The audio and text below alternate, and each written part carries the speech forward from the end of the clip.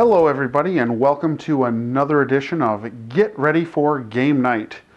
It's my own little YouTube channel, primarily intended for my friends, where I'm going to do my best to teach you how to play some of my favorite games.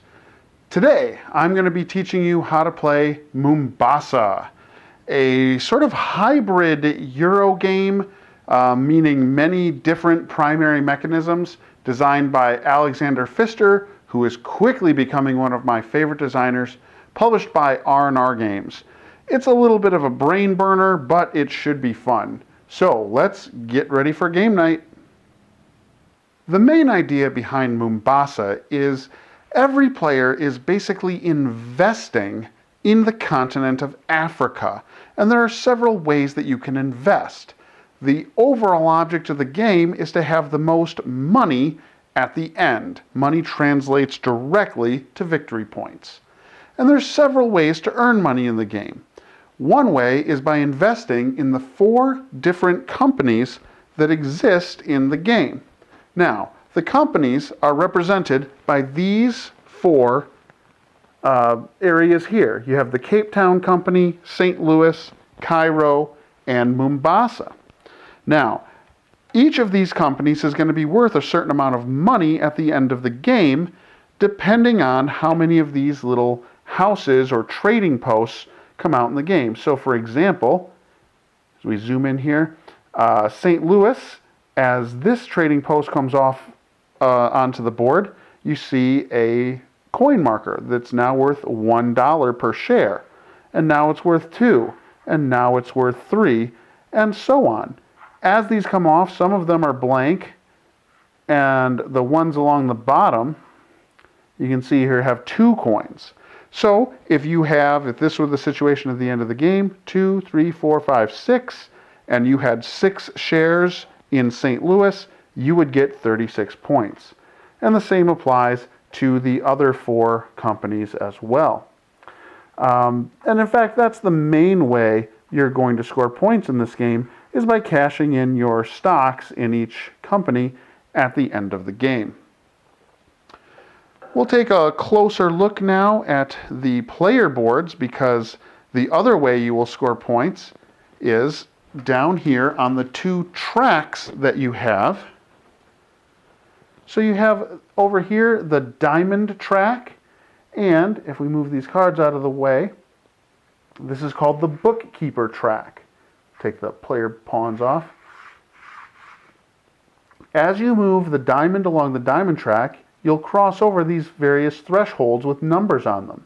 As soon as you've crossed over that, you now have that many dollars at the end of the game. And the same holds true of the bookkeeping track. As you pass over these thresholds, you have that many dollars at the end of the game. Now, that's the basic idea. Oh, and of course, whatever cash you have on hand at the end of the game also translates directly into victory points. So, that's the basic idea. Have the most amount of money / points at the end of the game. So how do you go about doing that? This is where Alexander Pfister really shines, is the sort of multiple mechanisms that you can employ to go about gaining stocks in the 4 companies and going up on the tracks of the diamond track and the bookkeeper track. Basically, you have one mechanism of card drafting, another mechanism of worker placement, and a third mechanism of sort of area control on the map that will directly affect the prices that each company's stock is worth at the end of the game. So, first of all, let's talk about setup. I'm not going to go through the entire setup. You can read that in the rule book. I have this game set up for 3 players. I have a purple, a green, and a yellow player. The only things that really change with setup in terms of player count are, first of all, at the top of the board, you can see there's different coins stacked here. As these come down, they make the different books that you will buy more valuable. More on those later. But the amount of coins you put here and whether or not there's only 1 or 2 in each slot changes based on the player count. The other thing that changes based on the player count are your starting cards in your deck. Everyone's going to get a set of cards that are identical, and it has, in fact, your faction's symbol down here. The green player is a green and whatnot. But also, everyone's going to start with one of these cards. These are called exploration cards. You have several in your deck that have your symbol. You also have an expansion, that's what they're called, an expansion card that does not have a symbol on it. And if we compare this expansion card, you'll notice there's a small little number 2 from the expansion card from the purple player's deck. Has a tiny little number 1 right there. The start player gets the number 1, the second player gets the number 2, and so on. The only differences between these cards is this red number at the bottom. It basically means as the game goes on, you could potentially sell these cards. The start player is not going to get as much for this card as the second player will get for selling his starting card. Beyond that, all the starting decks are the same. So, let's go over, another variation in start and setup. Everyone gets 2 of these little tiles. There are several in the game, I think about 12 or 15. You look at the 2 of them, you pick one to keep, you set it right there, and you put your little inkwell on it. This is your marker for how far you go on the bookkeeper track. But I'm not going to explain the differences because you don't know how to play the game yet, and it would just be silly. The other thing that this little marker tells you is what are the 3 cards in your starting discard piles. Yes, I said piles, plural. You have 3 slots on top of your player board where 3 of your starting cards, and in this player's case, the level 2 coffee, the level 1 coffee, and a number 2 exploration or expansion card, all start out of your deck right on top in 3 separate discard piles. The final thing that this tells us is that this player starts with 1 stock in St. Louis, and they also start at level 1 of the diamond tract, whereas some start off the diamond tract. So we defined the, what color is this? Green player. We find the St. Louis track, and lo and behold, his marker is already right here. 1 tick on the the St. Louis track. This symbol here represents a share. As soon as you get to here, you would have 2 shares, and all the way on up to 8 shares that you could potentially get if you got all the way up here on the St. Louis track. Each one of the 3 tracks are different and random and variable depending on setup. This track might have ended up down here for Cape Town and whatnot. Also, each of these tracks is double-sided with very different powers, objectives, and bonuses for climbing the various tracks. And that's basically the setup. So now let's talk about the structure of a turn. Well, the game comes with a very good turn structure reminder card, 1 for each player. During the planning phase, every player will select from their entire hand of cards 3 of them that they want to use this turn. And you put them face down in the 3 slots underneath your player board. And it's important which slot you put it in, because when you get to the end of the phase, one of the actions is end your own action phase. So once you're done taking actions, you will first pick 1 of the 3 discard piles to take up into your hand. Let's say you want this one. And then the 3 cards that you played that round will now go up into the discard pile directly above it. So there's a lot of planning involved in terms of setting up which one discard pile do you want for your next turn, and where do you want to play the various cards to make sure that you're creating a good pile to grab in the future. I just think that's brilliant. Okay, so once you've set up your initial cards, and we'll return our starting discard card here, there are several things you can do on your turn. The first thing you could do during the general action phase, again in turn order, is you could use one or more cards of the same good type to purchase a better card. All the cards that come out here are better than the cards you start with. So what do I mean by the same type? Well, in this case, the player has a level 1 banana and a level 1 cotton, which means you can buy something from the array of cards here that's worth 1 with this card, or something that's worth 1 with this card, but you cannot combine them because they are two different goods.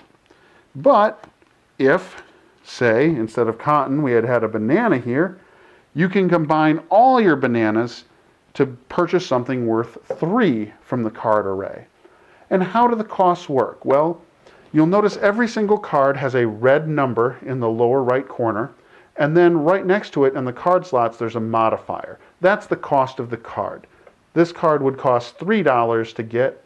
This is another level 2 banana. When you buy the cards, they go directly into your hand, not down into your play area, into your hand.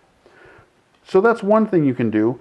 But the other thing you can do with your goods, with those 3 bananas, is I could go up that many spots on any one of the stock tracks. So maybe I think the Cape Town is going to be really valuable at the end, and I want to turn in all 3 of my banana points to go up 3 slots on Cape Town. Almost got a full share. Maybe that's what I want to do. And the turn sequence is such that you decide what you want to do, you do it, and then you flip the cards over. These are now exhausted. They don't count for anything until the end of the round when you flip them back over just to put them in your discard piles. So that's one thing you can do with the cards, with the goods specifically. And there's really only 3 types of goods in the game. There's the bananas, there's coffee, and there's cotton. So what are some of the other cards that you can do? Well, we've mentioned these expedition or exploration or expansion cards. I don't know exactly what they're called, but basically that's how you're going to move a company out into Africa. So again, let's pretend that we had these as our starting cards. Well, we have a total of 3 points of expansion. When you use your expansion cards, you must use all of them to expand a single company. So let's expand Cape Town again. We'll say I'm going to use 3 points of expansion for Cape Town. Well, this is how you get the little trading huts out onto the board. And in fact, just for ease of use, I'm going to take that back. I'm going to walk around here and say we're going to expand St. Louis. So for those 3 points, you can choose any one of the trading huts or trading houses that are at the top of these 3 columns. So let's say maybe I want this one. For 1 point of expansion, you can cross a single lined border. For 2 points of expansion, you can cross a double lined border. And that would be my grand total of 3 points of expansion. Now, let's suppose I had 1 more point of expansion. Or let's suppose I had 2 more. And there's an orange trading post right here for Cairo, but you really want to expand St. Louis into there. You can do that, but it takes an extra point of expansion to kick someone out. So this would be a grand total of 1, 2, 3 because of the double line, 4, 5 because of the other colored trading house. You've now used up all your expansion points. Now you collect your rewards. Yes, rewards. Every single spot that you just expanded to is going to give you a reward. This spot here, when you collect your reward, you generally set this down, is going to move you up 2 spots on the diamond track. This spot here, and this symbol, this is going to give you 1 bookkeeping point that will allow you to purchase these books. We'll talk about that more in just a moment. This space, when you claim your reward, you also bump this guy back. When you bump someone out, you can put them back into any spot that is the topmost open spot on a given column. So I would get 1 bookkeeping point here, and this symbol means go up 2 ticks on that company's stock. So whichever player, I think I had the green player doing this, just expanded here, the green player would go up 2 more slots on the St. Louis track. Now, I said, let's just say we were further out in the game and we had, maybe Cairo was having a lot of expansion and you wanted to push them back. So when you pushed this guy back, oh wow, this is, you see there's a double coin down here. You'd really like to cover that up.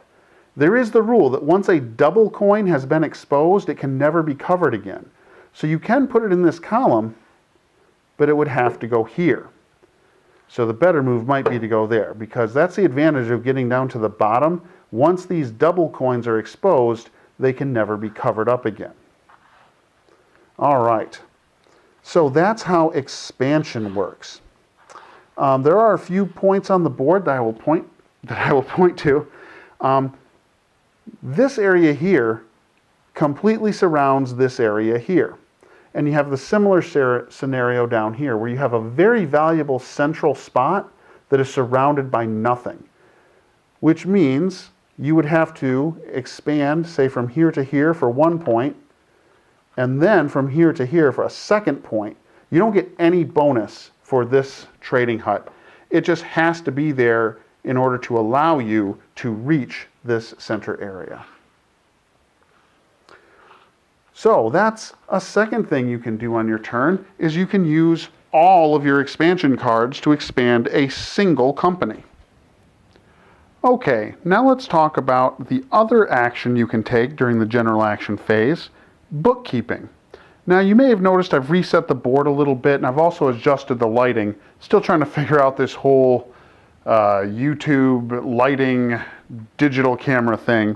So hey, if you can let me know in the comments which lighting you liked better, before this point or after this point.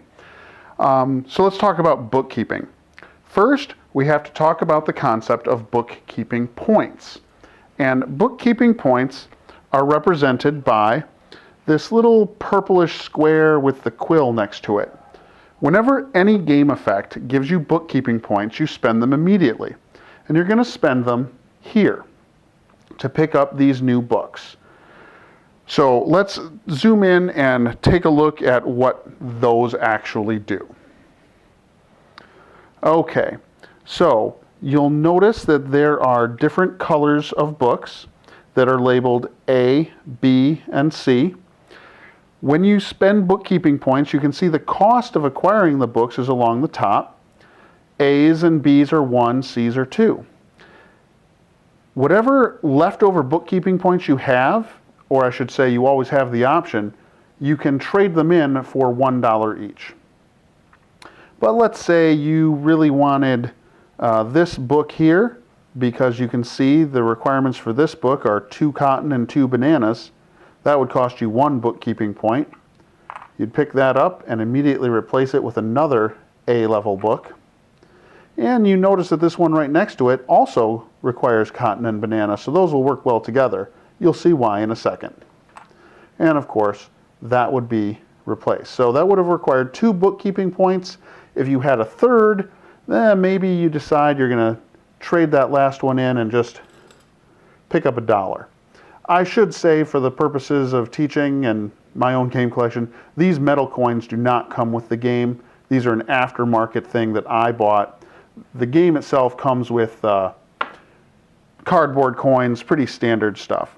So now let's zoom back out and then we'll take a look at the player board to figure out what exactly we do with these books that we've purchased. All right, after we've purchased the books from the bookkeeper area, When you purchase them, you immediately place them somewhere along your bookkeeper track. Now you can, in theory, place them anywhere, but you will find that you are probably just going to be adding them sequentially to these spots. There are a few exceptions. You'll notice there's a few spots that have the letter A with a cross through it. That just means you can't put A-level books there. They have to be B or C. So we've laid our books down. That's how you build your book row. But how does the bookkeeper actually work? Well, when you activate your bookkeeper, first, if you have the money, you can spend $2 to flip one of these books over. And the reason you would do that is if you don't meet the requirements. Then you're going to move your inkwell as far as you possibly can. And the way that works is, first you get to the edge of a book and you ask, do I meet all the requirements of this book? And the requirements are across the top. In this case, 2 expansion points. To meet them, you would have to have those 2 expansion points face up in your player area. So maybe we had a 4th slot. There is a way to unlock that 4th slot, and that's basically getting your diamond all the way to this point here. So let's say we've done that. We have the 2 expansion points. We get to go on to our first book. Then you ask yourself again, do I have all the requirements of the second book? Well, currently I don't, because I have the 2 bananas, but I don't have any cotton, and this book requires 2 cotton and 2 bananas. But let's just say, for the sake of argument, that card wasn't there, and that one was. Great. I do meet it, so I get to move on. Do I meet all the requirements of this book? 2 cotton and 1 banana. Yes, I do. I get to move on.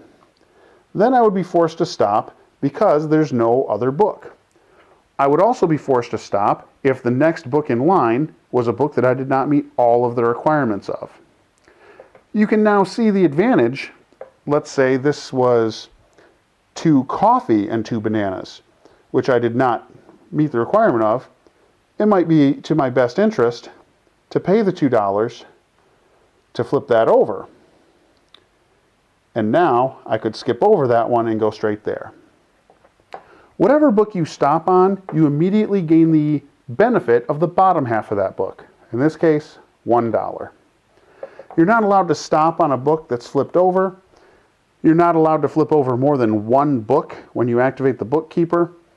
You are allowed to, when you pick up a book, you can, in theory, cover up a book that's already there. It's probably not a very efficient way to build your line of books, but hey, it's possible. Also, if you ever get your inkwell to this spot here, that opens up a 5th spot for you to play your cards, and obviously would also create new discard piles up here. And that's how bookkeeping works. Let's talk about the next action, using a Diamond Merchant card. Now, no one starts with any Diamond Merchant cards in their hand. They're going to have to be purchased from the array up here. And in this setup, you see there's 2 Diamond Merchant cards. So, if a player had previously purchased this one, or this one, and they played them in their action slot areas, here's how they work. When you activate this Diamond Merchant, you get to move up 1 space on the diamond track and collect 2 coins. This Diamond Merchant works in a similar way. You'll notice the values are inverted. It's 2 spots on the diamond track and just 1 coin, but he also gets to move up 1 additional diamond for every 2 diamond mines that St. Louis currently controls. So you would look back at the map for these symbols and count how many of these symbols have a white trading hut on them. For every pair, you get 1 additional slot. I will point out as a side note, this card here also gives you 1 stock in the St. Louis company for endgame scoring. The second to last thing you can do during the general action phase is send what they call a bonus marker to this lower right corner of the board to do some special actions. But let's face it, this is basically worker placement, so I'm just going to call them workers. In a 3-player game, everybody gets 2 workers to start with, but there are ways to get more. I'll show you what the basic slots do and what their requirements are. First of all, anything that's inside the circle is the requirement that you must pay before you can take that slot. And then whatever is in sort of the flag-shaped thing is the benefit that you will get. So, right here, this symbol means you're not allowed to go there as the first action if you're the first player. As soon as the first player has placed a worker anywhere else, anyone can go there, including the first player if it gets back around to him. And what this basically does is you secure the first player token, making you first player until someone takes it away from you, and you get 1 book point to purchase books with. Down here, if you want to pay $1 to the bank, you can then go to the card market to buy cards using money instead of goods. You are allowed to only purchase 1 card, just like normal, but you get to buy them with money instead of having to have, 3 bananas or 2 coffee. Finally, the way you call your deck is going here. You take 1 card from your hand, not from the cards in your active display, but actually from your hand. So not in your discard pile, not in your active display.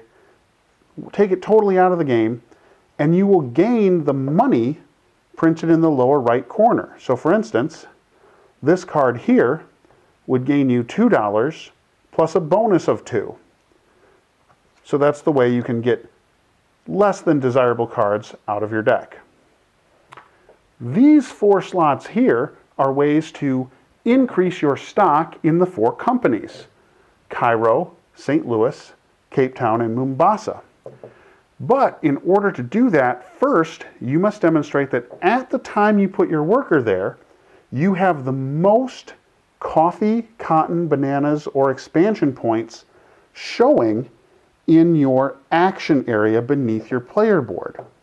Now that's important because once you've used them, you flip them over. So it's usually a good idea to, let's say you have 5 points worth of coffee, go here first, then spend that coffee over to the left to get a new card or something like that. So what's the benefit? Well, it all depends on how much of that commodity you have. We'll just look at the Cairo one. If you have at least 1 coffee, you'll go up 2 spots on the Cairo track. 3 will get you 3 spots. 5 or more will get you 4 spots. And here's this little symbol with an X next to a trading hut. That means you get to pick a trading hut and remove it from the game entirely, making that company, whichever company you're choosing, a whole lot more valuable because now the trading hut doesn't have to be out on the map to make that company's stock higher. And you can see the benefits on down. Some give you book points, some give you diamonds, some give you cash. They all increase the amount of stocks you have in a given company.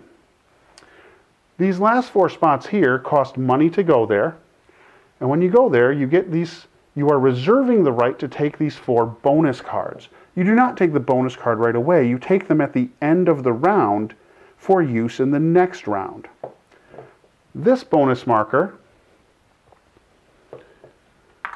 basically means you can add 1 to the value of any commodity card that you have. This one and this one work just like the Diamond Merchant and Bookkeeper cards that you have in your hand. The big advantage, though, is that these tiles do not take up one of your card slots. So if it's the beginning of the game and you really want to do 4 actions, you can do 1 action with each of your cards, and you can do these. You flip them over after you use them, just like a card. They behave like a card for all intents and purposes, but they don't take up a card slot. This Diamond Merchant's a little different in that it gets you 2 diamonds and no money, but if you have an an additional diamond merchant in your card array, you'll get an additional diamond, one for each diamond merchant you have. Finally, this card, again, works just like a normal expansion card, worth 2 expansion points, but it does not take up a card slot in your array. So those are the different spaces you can take. At the end of the round, as you're cleaning up, you will take these if you have the worker in the right spot. You will then get to use them in the next round. It was a little confusing the first time I played this game, that if, say, someone had taken this card and they're using it this round, you can still go here. Because remember, you're just reserving that card for the following round. So at the end of the round, when the current player that has that token turns it in, you would just immediately pick it up. And that's how the worker placement aspect of this game works. The final thing you can do on your turn is what's called end your own action phase. And what that means is, first, you choose one of your discard piles to take into your hand. So let's say I'm going to take this one. That's in my hand now that I can play on the next round. Then you take all of your action cards, and I should point out that at this point, they're likely going to be flipped over because you would have used them during the round. You'll pick it up, put it face up in your discard pile that is directly above it. So now, next round, I might be pretty tempted to take this discard pile to get a lot of expansion points, or whatever you may choose. And from that point forward, the other players will continue to take turns, skipping over you until everyone has chosen the action of end your own action phase. Once that has happened, you have to prepare for the next round. Finally, after everyone has chosen to end their own action phase, you need to prepare for the next round. Here's how that works. Anyone that had one of these bonus markers would turn it back in, and anyone that reserved a bonus marker would pick it up. Also, let's say during the course of that round, a few of these cards were purchased. And we'll just randomly take a few.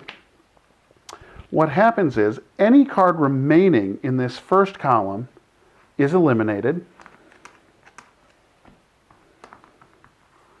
If I had any fingernails, I could do it. Then all remaining cards will slide all the way down. And then this deck here would repopulate it in a very specific order, from left to right, top to bottom. So that card would go there, there, there, there, and finally there. A few more cards come out, the diamond merchants of different companies. Here's a bookkeeper that gets you 3 bookkeeping points instead of the normal 2. And the cards will get progressively better as the game goes on, because this deck is stacked in a certain way. You have an A through an E set of cards. All the A cards come out first, and so on. The other thing you need to do is make these books more valuable. After the first round, you will take any coins that are stacked up here and bring them down like so. Now, this coin is married to this book, making it a little more valuable. And this also serves as the round tracker for the game. In a 3-player game, after the second round, only 1 coin will come down. If at any point only 1 coin comes down, it always goes right there. It would not come down to this bottom row. And the 3, 5, and 7 are sort of grayed out. It's probably hard to see on camera to remind you of that in a 3-player game, only the even-numbered rounds have 2 coins. Once you've set up the books and you've reset the cards and everyone's taken and returned their bonus tokens, you're all set to start again with the first player. Now, there are a few other aspects of the game that we should probably cover. None that are too complicated, though. You will notice that some of the spots on the stock track have this -5 or -10 slot. What that means is, as you're going along, if you ever cross from this point to this point, you have to pay $5. You've basically, this company, Cairo in this case, has just had a cash call for all their investors. Also, some of these have bonus markers once you achieve them. Here, you get $1 as soon as you cross this point, meet it or cross it. And for the rest of the game, whenever the purple player now buys anything from the card array using cotton, they get a 1 cotton discount. So if they have 3 points worth of cotton, they could actually buy a card that costs 4. Now here's a really cool aspect of the game. Let's say purple's way down here. As soon as any other person crosses this point, that person now gets the 1 coin and this bonus, but purple gets it again. They will get a coin every time anyone behind them crosses over these points. This works the same way, except you get 2 coins, and now the bonus here is every single cotton card you have in your action area below your player board is a +1. So if you have a 3 and a 2, they are now a 4 and a 3. And then a $10 cash call to get to 9 total stocks here. I'm not going to go over all the bonuses of all the companies because, as I said, these are all randomized, they're all double-sided. It's pretty clear in the rule book what they all do, and you can figure that out as you go. I will point out that most of them do one of 3 things: give you discounts when you buy. These open up more spots for your workers. Once you've crossed these, you can now put your worker here to get some bonus. Same with this one down here. You now have another spot for your workers once you've crossed these thresholds. And if you happen to get track A2, I believe that is the only board in the game where you can get more workers. Once you cross this threshold, you'd pick up an additional worker. Then this one, you get another one. So you get more workers as you climb this track. That's pretty much everything you need to know to play Mombasa. If you have any questions or comments, you can leave them in the comments below. Feel free to give me constructive criticism. I'm always trying to improve, but hopefully I've given you a good idea of how the game plays, and now you are ready for game night. See ya.